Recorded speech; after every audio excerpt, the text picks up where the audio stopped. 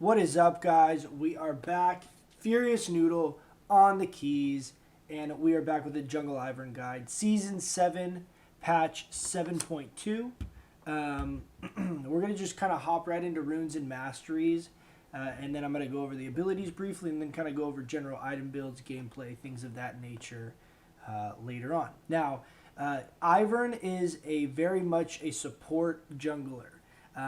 So you have to envision, as far as your role, is very similar to like a healing, shielding, utility support, like a Nami, Janna, Sona, one of those type of supports. However, you are able to jungle and counter jungle very, very well. As far as, so just to kind of give you an idea of play style, right? So that's kind of like the mindset you have to have as far as what role you're going to be filling on the team. Now, as far as runes, I personally have been running 10% CDR runes at level 1, which is all my blues are flat CDR runes, and then I run one quint that's flat CDR, and that gets you right at 10%. This is actually really great because you can rush Boots of Lucidity, the cooldown boots, and Athene's Unholy Grail, and you get CDR capped right off the bat, which you can usually do that really early on in the game.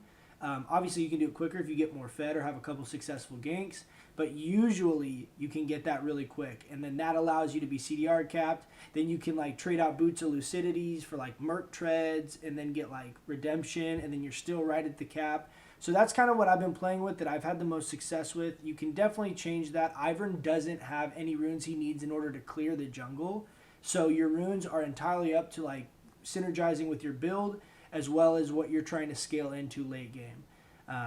So just keep that in mind. I do have armor reds, scaling health yellows, and then the other two quints I have are move speed quints.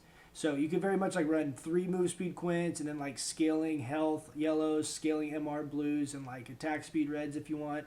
But honestly, you can kind of just do whatever you want. So don't be hung up on runes. Just do something that makes sense for whatever you're trying to go for, build-wise, and your play style. On the masteries, you're going to run Windspeaker's Blessing. That's really the only real criteria as far as your build goes. Everything else, you can kind of wing it depending on what you want. I'm going to have this build, like what I run. I'll put this up here, but this is what I've been spamming nonstop for the last few days. Literally have not lost an Ivern jungle game yet in ranked gameplay. I think I lost 1 or 2 normals, but haven't lost a ranked game yet as Ivern jungle the last few days. And I've literally been playing, like anytime I get jungle, I'm just playing Ivern no matter what, because I was wanting to get familiar with him. But it's been great. It's a really, really fun jungle style. I was a support main season 6, so this is actually like a really fun kind of balance between jungle, which is the role I'm playing now, because I feel like I have more impact on objective control and stuff like that to be able to carry games and win more games. So that kind of synergized with support is just, it's a really fun kind of mesh of the two roles, in my opinion. Now, onto his abilities. His passive is what really makes him unique as far as a jungler. He's the only jungler with this type of a clear style as far as killing actual monsters. On a side note, so you guys know, on tooltips and things of that nature that League of Legends Riot does, monsters refers to jungle camps, all the jungle creeps, and minions refers to all the lane minions, lane NPCs, or whatever you want to call it. So anything that references monsters is specifically to jungle stuff, and anything that references minions is like in lane type stuff. Let's get right into it. The passive, why it makes it unique, is you basically, instead of killing the monsters, you go and befriend them and then free them. So what happens is you run up, you cast for about 2 seconds, you put a buff where that jungle monster is, then after a short duration, while there's like a countdown basically, you can go back and then free the camps, gaining the gold and experience you would by killing them. The only mob or jungle camp that this is not applicable to is golems. You can obviously still use it and take golems, but they don't pop out all the little ones like they usually do. So you get less gold. I'm not actually sure on the experience if you still get equal experience, but you do get slightly less gold than another jungler. However, you also do it way faster. It's very easy for you to do compared to other junglers. So I think it's reasonable, all things considered, but I do prioritize golems a little bit less. It's also more out of the way as far as having to run around. So if you're trying to, like, you know, control the enemy jungle and stuff, it requires you to run the furthest out of the way, specifically just to get that one camp. So I put that as my least priority as far as jungle camps go. is the Golems camp when I'm playing Ivern. I don't know that that really matters, but that's just my personal preference. Take it or leave it. But the passive is really important to note. Now, the other really big factor with the passive is that what happens is you can do the initial cast on a jungle camp and then smite it to instantly take it. Now, why this is important is because what you want to basically do is be casting the initial cast of the, your auto attack, quote unquote, on these jungle mobs on your side, all of your jungle mobs. You want to basically get the countdown ticking right away, and then you want to have an opportunity to run to the enemy's jungle and then cast and smite to instantly counter jungle a camp. It's great because Raptors is a very valuable camp for anyone that's able to clear it easily and quickly. And it's also the most accessible as far as accessing the enemy's jungle. So it's great because you can actually do this very quickly, very easily. And so you really can kind of get a big lead just off of that one fact alone. I really like going on my level 1 and using this to go and invade the enemy buff, whatever's top side, because almost every jungler starts bot side. And I'll start top side. I basically will cast the passive on whatever adjacent camp I have, whether it's wolves or chickens or raptors or whatever, and then I'll cast it on my buff, and then I'll run to the enemy's buff, cast my passive, and then smite, and then run back and pick up my 2 buffs. You're going to be right at level 3, and you have both buffs, and then you kind of clear the bot side of your jungle and end up basically getting the very first buff. This literally works 90% of the time. It's really crucial to knowing and understanding how this works with Ivern and playing off of that. It's by far the most important part of his actual jungling and counter jungling. Enough of that. On to the Q. Your Q is very straightforward. It's a projectile skill shot that is a snare and does magic damage. Now, the snare does scale. The duration of the snare itself scales with level per level that you put into this ability. The other thing that's really important to know and understand is that it allows your teammates to also right-click on whatever champion you've hit with the snare, or it could be a minion. It doesn't even have to be a champion. And then they can right-click that champion and jump to it if they're standing close to you in proximity. It's a very hard mechanic to explain, but it is very valuable and does take some getting used to. A lot of Ivern's mechanics are very unique specifically to him. So it's not like you can really use someone, like, play another champion, be like, oh, it's like playing so-and-so, and like try and kind of mimic the same ability and play style. It's like very unique abilities to him. So not really another way to compare this to another champion, but basically if you land Qs, it allows your front liners to initiate very easily by right-clicking so that they can use whatever abilities they have in their kit to then like close the gap even further after that point if need be, or save it to escape or whatever. Another thing that's important to understand is that the synergy that Daisy has with this Q, Daisy will, which is your ultimate, Daisy is a minion you spawn. Daisy will then instantly jump to the target as well that you land your Q on. If you like hit them with the Q and then you press R on them, Daisy will jump. Or if you have her already targeting whoever you end up landing the Q on, you'll see there's a couple times. I don't know if I'm going to do it in this gameplay, but it's pretty straightforward. But just get used to using the Q. It's a very slow projectile compared to other projectiles in the game, so it does take some getting used to. Be patient, and it shouldn't be too difficult after you've played a few games. Now his W, the passive, basically giving you a ranged auto attack while you're in brush, as well as adding some magic damage to your auto attacks. This effect does linger a few seconds after leaving brush. And then the active on it is going to store up basically an ammo type situation where you can place brush anywhere on the map. The brush will give you vision of whatever area for 3 seconds after it's cast. So you can put it in, like in a barren pit or in a bush that you think people might be. The range is very, very long, so it's great to do this to basically safely scout out areas that you're concerned there might be enemy players in.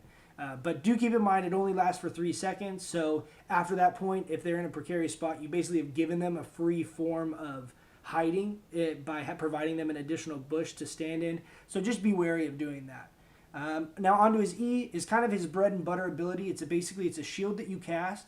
After a few seconds, it will detonate, causing a damaging like explosion around you and slowing all people affected by the damage.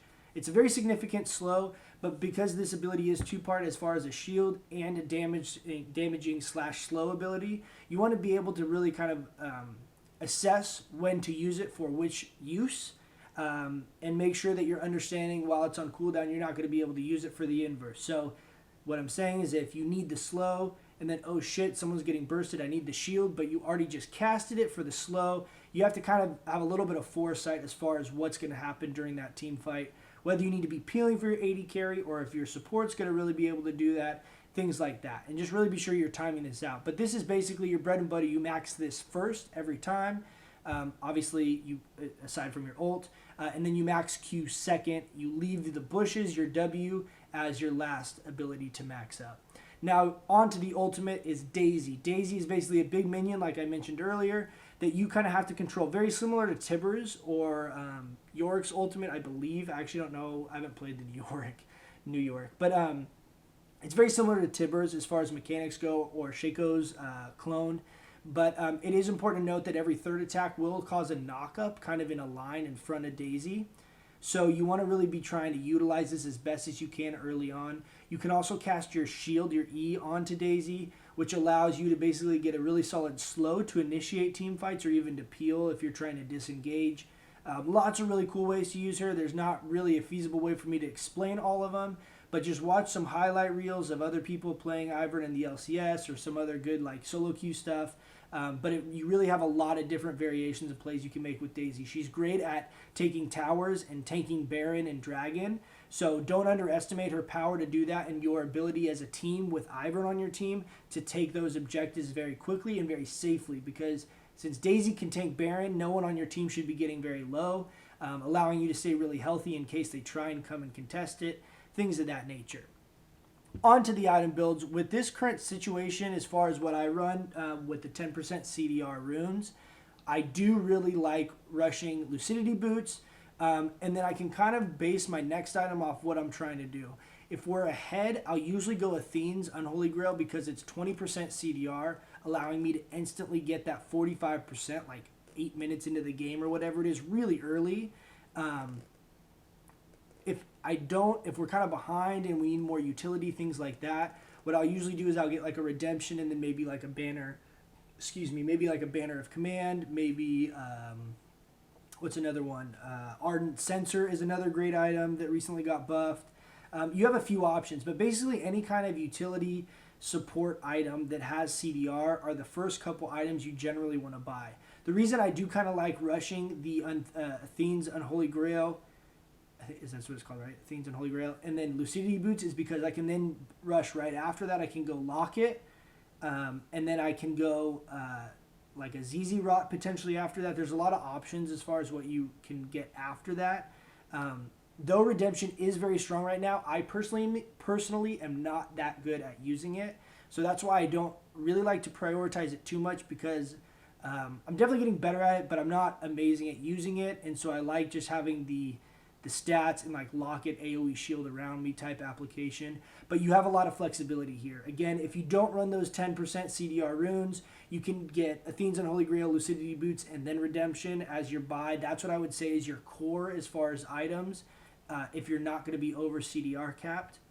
But you do have a lot of flexibility with that. As far as the jungle item, I never upgrade the jungle item to anything more than a Tracker's Knife. The only exception is if the game goes really long and I need to be a little tankier, I'll upgrade it to a Cinder Hulk. However, a lot of the times it's better just to sell it if you get to that point in the game and buy an additional item. There's a lot of really good items that you can get, and a lot, like even like a Randuin's, where you're like initiating and popping the Randuin's is going to be more valuable than a Cinder Hulk, because you don't have any issue as far as jungle clearing, so you don't really gain that much benefit from that, except for the experience, obviously, which you want early on in the game. So I would not upgrade it early on to anything more than just the base Tracker's Knife for the wards, just to give you that vision control. Another thing that's really important to note is that I do always keep Warding Totem as my trinket. I never change that out, and I do keep Tracker's Knife because it allows you to get just overall global control of the map with vision, as well as when you pop your bushes, your W, when you activate those, you can drop a ward in the bush itself. If you have it like under your tower, then it's not necessary. But if it's out in the middle of the lane, you want to be popping a ward, or at least have a ward to put into that bush in case you get pushed off of that location, so that the enemy can't just utilize that cover, right? That you don't want to be putting bushes down that are helping the enemy team. And you can counter that by having wards. As far as everything else, pretty straightforward as far as his kit. Once you get the hang of it, it all synergizes really well. Do keep in mind he is a support, so you have to keep that in mind playing him in the mid and late game. Don't try and brute force people. Don't try and 1v1 a bunch of people unless you're really ahead. That being said, I really have been enjoying this champion. I've had a lot of success with him over the last few days as far as ranked gameplay goes and high gold level gameplay. And I think he's a great champion. He's played a lot right now in the LCS and the LCK. If you want to watch some more pro footage, I really recommend going and looking up some of the games over the last couple of weeks because he's been played like crazy and is such a strong champion. That being said, I've really enjoyed playing him. I hope you guys can pick him up. Be patient. Give it a few games. Try him out. Let me know what you guys think and what videos you guys want to see next. Thanks so much for watching. Let me know if you guys have any questions. Please, please, please comment, rate, subscribe. Give me that thumbs up if you like this at all, and I will keep making more of them. So stoked on this champion. Hopefully we can see you guys playing this more in ranked. You guys have a great time, and good luck in the Rift.